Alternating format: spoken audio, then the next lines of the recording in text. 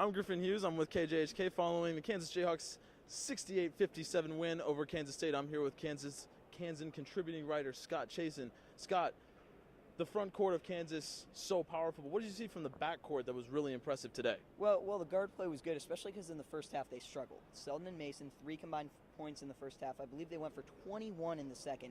And Brandon played, even when Kansas State isn't playing a zone, it's still the role of the zone buster, the guy who can just stretch the floor. I love that term, even when it doesn't necessarily apply to a zone. He just gets into the game and breaks it open.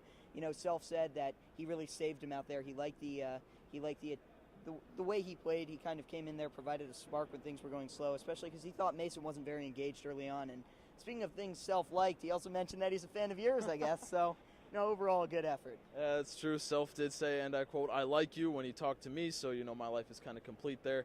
He also said Brandon Green is one of the best three-point shooters he's had in his time at Kansas.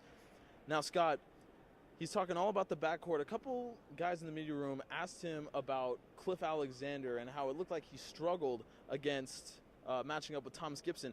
It looked to me like he was better when matched up against Thomas Gibson. Gibson really struggled against Alexander. What did you see? Well, it's kind of different because at times Cliff Alexander looks like he's struggling because he's maybe not doing things, the way an experienced player would. Bruce Weber mentioned this perfectly in the post-game press conference. He makes a lot of plays that, maybe he overplays one side, maybe he doesn't quite get the rotation, but then he recovers for it with his athleticism. So, I think there's really two sides of it. It's probably somewhere in the middle. But, no, I thought Cliff Alexander was pretty good tonight for what they needed. I thought Perry, though, in the first half, speaking of the bigs, he was fantastic. Kind of disappeared as the game went on, but luckily Frank Mason and Wayne Selden were there to kind of save the day. Now, obviously, the team, as you'd expect, not happy with their performance, as usually they're not, and they said that they have to play better against Iowa State. Do you feel like this team is capable of beating Iowa State on Monday and really locking up an 11th straight Big 12 victory? Well, just based off the focus, every time they were asked a question about Iowa State, I think it was Kelly Oubre said right away, he's like, we owe them.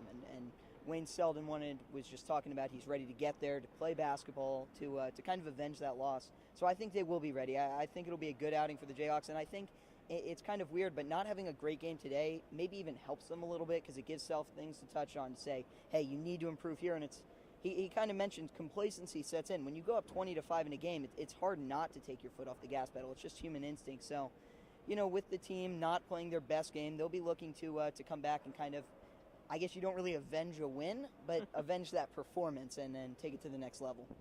You think this is a team that can run the table in the rest of their Big 12 schedule? I'm not sure about it just because, looking at it as a collective whole, it's obviously very tough to do. I think West Virginia has the best shot to knock them off. Those games are going to be tough, but, man, I really like Kansas's chances in any individual game. I think they're going to win the Big 12 for sure. Scott Chasen, Kansan contributing writer. Scott, thank you.